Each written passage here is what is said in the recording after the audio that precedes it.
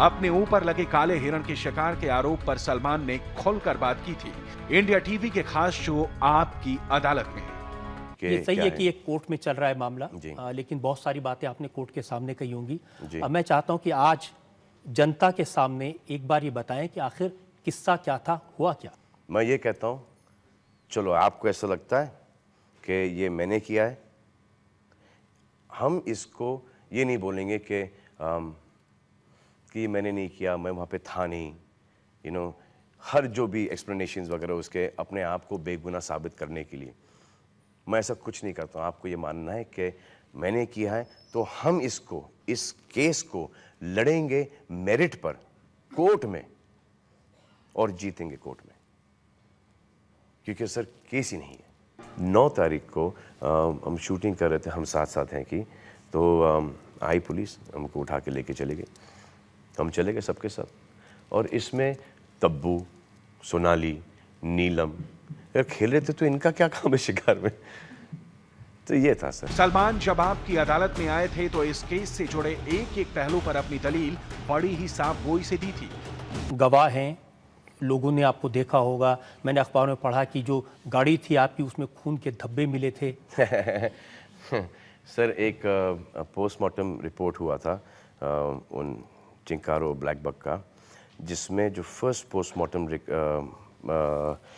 Postmortem का जो report था उसमें था शायद कि एक जानवर का डाइड ऑफ ओवर ईटिंग और दूसरा fell off a wall, broke his leg and eaten by a dog. This was the first postmortem report. ये शायद हम गिरफ्तार हुए थे सेकंड को, नहीं ये किस्सा हुआ था सेकंड को। They said that we were hunting in the night on the first. Second को आपका डॉक्टर आया, फॉरेस्ट डॉक्टर आया, I still remember the name, doctor नेपालिया।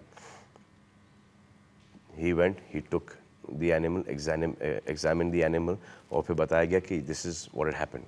Sir 2 तारीख से लेके 9 तारीख को जब अरेस्ट हुआ, अगर खेल रहे थे तो हमको तो पता नहीं ना कि किसने मारे हैं, कहाँ पड़े हैं, कहाँ से लेके गए होंगे। तो हमको ये पता नहीं कि कोई ऐसी कोई तहकीकात भी हो रही या कुछ हो रहा है। अगर हम खेल रहे होते तो रोज़ जाते, आप हमको रंगे हाथ पकड़ सकते थे। 10 दिन के बाद, 10 या 11 दिन के बाद उन जानवरों का फिर से पोस्टमार्टम हुआ गया। 11 डेज वो जानवर दफनाए गए थे, उनको निकाले और पोस्टमार्टम का जो सेकंड, जो कि हालांकि कभी होता नहीं है। हाँ, कभी जानवर के केस में दोबारा पोस्टमार्टम आदमी के केस में नहीं होता सर।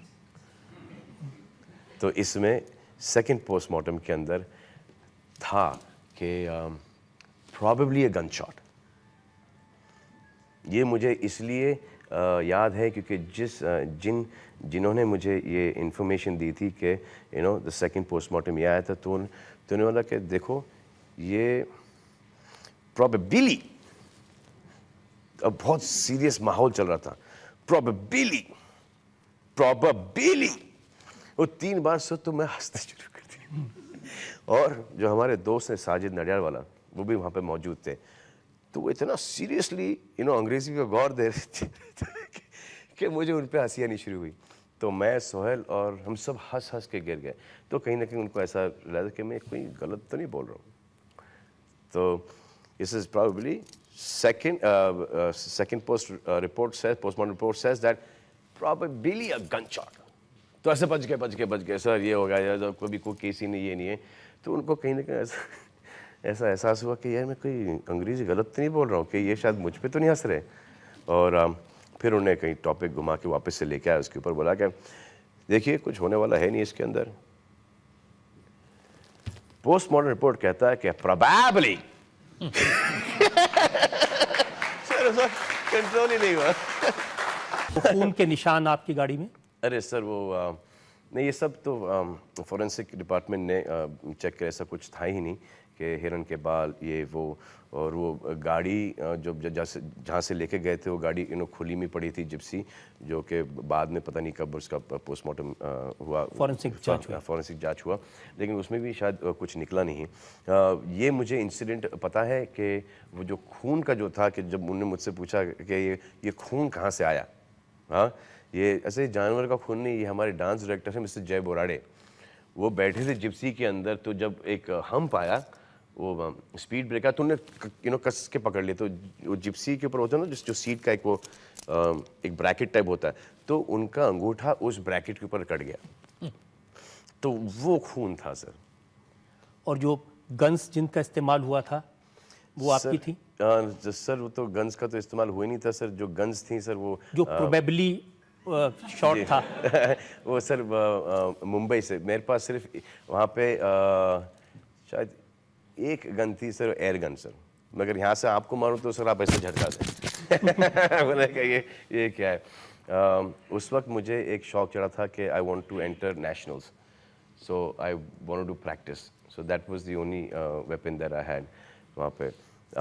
जो मेरी बंदूकें थीं वो मुंबई से मंगवाई गई थीं। से कम लोगों को ये तो पता चला कि ब्लैक बक का शिकार करना कितना बड़ा क्राइम हो सकता है। जी सर, अपेरेंटली शेड्यूल 1 है, और ब्लैक बक तो बहुत मशहूर हो गया सर, और आई थिंक ब्लैक सर देखो हर चीज़ का एक फ़ायदा है। I have been through this inconvenience, मैं जेल जाते रहता हूँ, और ज़्यादा दिन के लिए नहीं, 15 दिन 20 दिन 5 दिन 6 दिन, ठीक है, इनकन्वीनियंस है, इट्स ऑल गुड, लेकिन the fact that they can arrest Salman Khan on a hunting case, sir कितने ऐसे लोग हैं जो कि शिकार खेलते हैं, उन्होंने शिकार बंद कर लिया हुआ। इस पूरे एपिसोड में ब्लैक बक का केस हुआ, दूसरे केस में जी रैश ड्राइविंग का केस आपका चला, वो कौन सा मोमेंट था जब सबसे ज़्यादा तकलीफ आपको हुई, जब आप जेल गए थे, वो आपको हुआ? नहीं सर, मुझे कहीं ना कहीं मैं थोड़ा सा उल्टा सोचता हूँ सर इन सब चीज़ों को। जैसे मैं कह रहा था कि अभी के शिकार टोटली बंद हो गया होगा, क्योंकि सलमान खान को जेल में डाला है, तो यार हम कहीं अवेयरनेस शायद लोगों में हो जाए, अवेयरनेस आ जाता है। जब आप जानते हैं कि आपकी ताकत जनता है, लोगों का प्यार है, तो ये सब बातें आपने पब्लिक में क्यों नहीं बताई? सर क्योंकि मेरा कहना sir, it doesn't make any sense at all. इस बार जब मैं जोधपुर गया था, जो इस बार जो तो बहुत ही फ़नी सीक्वेंस है सर, कि मैं खड़ा हूँ वहाँ पर, और जज साहब ने मुझे दे दिया अंदर जाने का, हेल्थ फार्म जाने का वो स्टैम्प। तो जो हमारे जो पब्लिक प्रोसिक्यूटर है, जो कि मेरे खिलाफ लड़ रहे हैं, हाँ, मैं वहाँ से निकल रहा हूँ, ये सर बहुत बुरा हुआ यार, बहुत बुरा हुआ। सर बहुत बुरा, तो लड़ क्यों रहे हो यार? पब्लिक प्रोसिक्यूटर के आंखों में आंसू आ गए, बोला कि यार ये अच्छा नहीं हुआ यार। I thought it's the sweetest thing. I just believe कि देन समबडी नोज के इसमें केस में कोई दम नहीं है, ऑन योर ओन ज़मीर, why do you want to keep on prolonging it?